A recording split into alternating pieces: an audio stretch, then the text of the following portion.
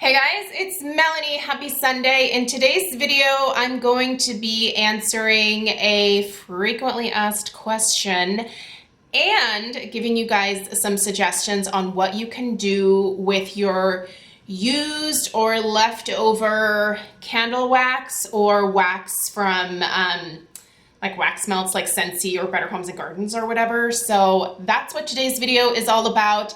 The first thing I am going to address is, and this is a very frequently asked question, how do you recycle your candle jars? How do you get the wax out? How do I get rid of the wax basically after my candle is done, or after I am done with like my Scentsy wax or whatever. So I'm gonna share with you guys what I personally do. There are tons of other ideas of how to get rid of the wax. So if you have ideas or if you would like to share what you do to clean out your candle jars once you're done with them, or clean out your, warmers, there we go.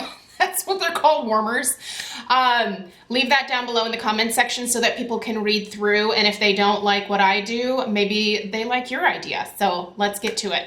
All right, so for example, here is a jar that I have yet to clean out from my last home fragrance empties.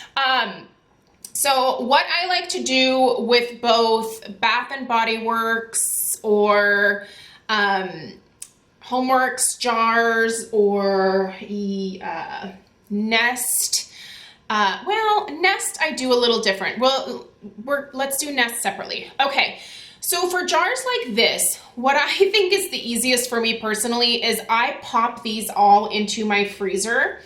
And when you do that, the wax contracts and pulls away from the sides of the jar, and it's very easy to just take a butter knife. I have a dedicated butter knife for this, and you just break the wax out, and end of story. That's very easy. At that point, you can either do one of the projects that I'm going to share with you here in a minute, or you can just toss the wax. I don't think that there is a way to technically recycle the wax. But after that, basically just clean out any leftover stuff in the candle jar, and you can repurpose it if you would like to. For example, I will put flower arrangements into some of these depending on the jar, or I will recycle them. So I literally take them out to the curb and the truck comes and pulls them away. But they do have to be cleaned out. Like I can't send this away with the recycle truck. So you have to clean them out first. Like I said, putting them in the freezer is my personal preference for most jars because it's very easy to then get the wax out by just kind of breaking it up a little bit. Do be careful. There was one time where I did crack a Bath and Body Works jar because I was trying a little bit too hard to pry the wax out. In cases like that, what I will do is, if it's too hard to get out, I'll actually just put them in the candle crock and melt whatever wax is left and then pour it out into the garbage. Typically it's not very hot, and it doesn't melt my garbage bag or anything, and so I just do that. I also use that technique with a lot of my Nest candles because this is a softer wax. It doesn't freeze as well, and it'll still be kind of gooey when you're trying to pry it out. So what I like to actually do with Nest, and I'll have to do it with this one, is I like to put these on my little, the little hot plate warmer that I showed you in last Sunday's video. If you missed that one, I'll link that video down below. I like to put this on there, have the wax melt, and then I will pour the wax out, and then I simply wipe with a paper towel any of the residual wax and get the wicks out of the bottom, and then I will just wash these up. And I love to reuse these because they're great containers. I really like these Nest containers because I like the shape.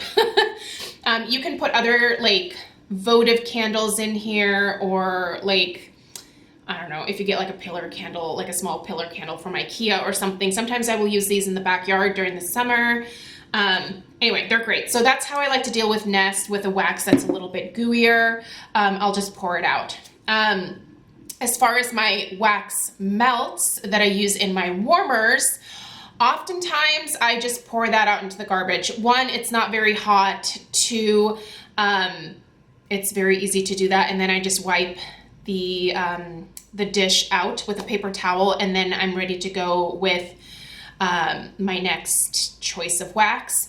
Or what I also like to do is I will turn the warmer off. I will let the wax solidify, and then I take the little dish, I pop it into my freezer. Again, the wax contracts from the side, and then I literally take it out. I turn it over and just pop it like on the back, and the wax falls out into my hand, and I toss it. So that is typically how I clean out my jars. Very easy. I feel like those are kind of my no fuss, no mess ways of doing it. Again, there are lots of different ways to clean out the wax from your old jars. I know some people use hot water.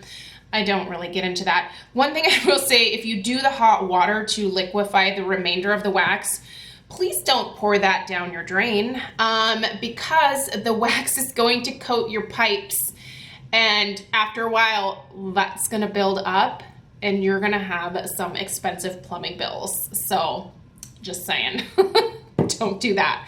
But let's go ahead and talk about some ideas of how to reuse or recycle the wax. So I'm gonna start with something that actually my friend Lindsay, I originally saw this from her.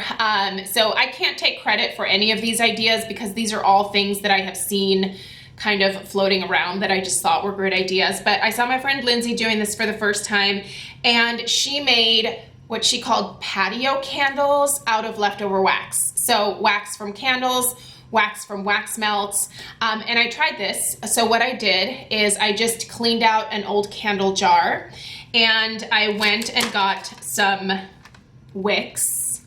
So I will link some wicks down below for you. And what you do is you take your wick, and this is super, super easy to do.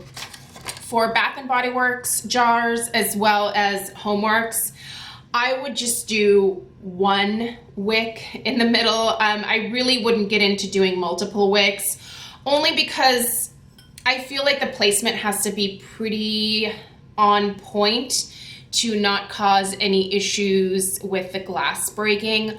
I would just do one wick, to be totally honest, just for safety reasons. So what you're gonna do is you see the wick clip down here. Take some either hot glue, which I don't think is the best option, super glue, and glue it to the bottom of your cleaned out jar. And so it's gonna sit there like this. Now, obviously this wick is really long. So what I do to keep it centered is I take a skewer and I wrap this around like so. And then, oh, I did it too tall. Anyway, what you're trying to do is get it to rest here in the middle so that as you're pouring wax in here, it stays centered, if that makes sense. So super easy to do. And then as you are using up your Scentsy wax, your Better Homes and Gardens, instead of either popping the dishes into the freezer and then tossing the wax or pouring the wax out directly into the garbage, you just pour the wax into your empty jar and you just fill it up. And then you have a new patio candle. So what's fun is that you can really create some unique scents, because even though most of the fragrance has already been used up, there is still a little bit of fragrance left in most of the wax that you have. And so you come up with some really interesting combinations of smells as the candle burns down. So you can literally use this outside on your patio. You could also do it pillar candle style. So how you do that is you don't glue the wick down, and a cylinder shape, maybe a slightly taller would be better, but you could do it in these lower jars as well. So again, you're gonna wrap the wick around just so that you keep it centered in here, but you're gonna leave it kind of loose. And so for the first little bit, you'll kind of have to like hold it in place as the wax dries. And then from there, it'll stay in place on its own. But But once you fill this up, you then pop it into the freezer. Again, the wax is going to contract from the sides, and then you'll be able to pop this out of here, the whole wax caboodle, wick and all. And then you can have a pillar candle. So you can do that too. I've never done that. I've always just reused a jar, and that worked out great. And I don't know why I don't do it anymore. I haven't done that since we moved into this house, but that is a great way to recycle your wax. So hopefully that tutorial made sense. It's very easy to do, and it's a great way to reuse your wax. Now, as you're burning, you'll probably get some tunneling. I'll be honest, you'll probably have some tunneling because you're only using one wick, but the wax dissipates, and then you're left with less wax at the end to put in the trash, or you can remelt it again and create another candle. So you can keep doing that until you go through all of the wax. So patio candles are a great thing to do. Another thing to do, and this is especially great if you like to go camping in the summertime, or God, there's some people that camp in the winter. Couldn't do it. But you can make fire starters, and you can do that with a couple different things. You can collect some pine cones and let them dry out. It usually if you bring them inside, it'll take maybe like a month or so for them to get kind of hard and not have any moisture left in them. And at that point, you can melt a bunch of wax in an old candle jar if you'd like. You can go ahead and collect a bunch and then liquefy. This would probably be, you'd probably want a jar like this, something thinner that you could fit into your candle crock. So melt that wax up again and dip your pine cones in there. So this can get kind of messy, so be prepared with a bunch of old newspapers or paper bags or something. You definitely want to have this area prepared so that you're not getting wax everywhere. So dip, take it out, let that wax harden, re-dip again, and just kind of do that a few times. And what you're going to create is an excellent fire starter, because when you are out camping or whatever, all you have to do is bring a few of these pine cones with you and then use that to start your fire. It works really, really well. Our fireplace in our backyard actually has a gas line running to it, so we don't need to use a fire starter. But if we didn't have the gas line running to it, I would do this project all the time. We have a ton of pine cones around here. I would just collect them and make those, and that'd be great. You can also actually use dryer lint as a fire starter. So collect your dryer lint and then take an empty egg carton, and you can pour a little bit of wax over the lint and let that harden, and then pop that out, and then, or leave it in the egg carton. Again, make sure that it's like protected on the bottom so that not too much of the wax is like dripping out. You also don't need to soak the lint or anything like that, just enough for it to kind of like stick together. And then you can take that camping with you, or use that to start fires in your fireplace at home or whatever. So that's another good thing to do. You can collect all of your wax in a really nice jar, whether it's an empty candle jar like this, or whatever other fancy jar that you have, and you can use it as a pincushion. So fill it up. Once the wax is all solidified, you can just use, if you sew or if you are a seamstress, you can actually stick your pins in here and it will act as a pincushion. So you can do that. I would probably say stick with white waxes if you're gonna do that. You just don't wanna risk getting anything onto the clothing. So white wax would probably be best if you're gonna do that. And then the last thing is, if you tend to use a lot of these, I don't even know what these are called, tapered candles. I think that's what they're called. I don't use these very often, but you know how sometimes you get kind of to the end and you're just left with like a little nub? You can then take that and use that to seal letters with. So if you are super fancy and you have like your initial on one of those, either wood or metal, I don't even know what they're called because I have not done this, but I've seen it and it looks so cool. You you basically just will melt a little bit of the wax onto the back of your envelope. This is kind of a fun thing to do if you're getting married, maybe, to seal your envelopes. So you melt a little bit of the wax by holding a flame to what is left. Obviously, be careful. You're dealing with flames here. You let the wax drip onto the back of the envelope, and then you press your seal. I think it's actually called a seal. Onto the wax. You wait for it to harden, and then you remove it, and it's like this old school, like, kind of cool, unique touch to add to your envelopes.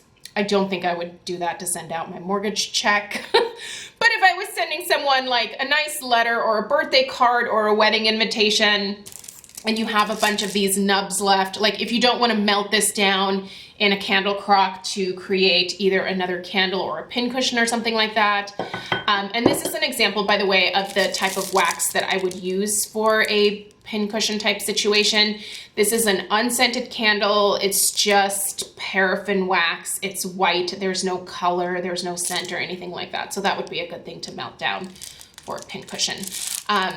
But yeah, so those are just a few ideas. Hopefully that kind of gets your creative juices going with some different things that you can do to recycle your wax, reuse it, and not necessarily just toss it into a landfill, which I know is incredibly wasteful. So yeah, let me know if you have tried any of these things or what your unique kind of crafty thing is that you do with your used wax. Let us know in the comments down below. I would love to read through and see what your guys' ideas are as well. I hope this was helpful. Please subscribe if you are new, and I will see you guys in the next one. Take care. Bye.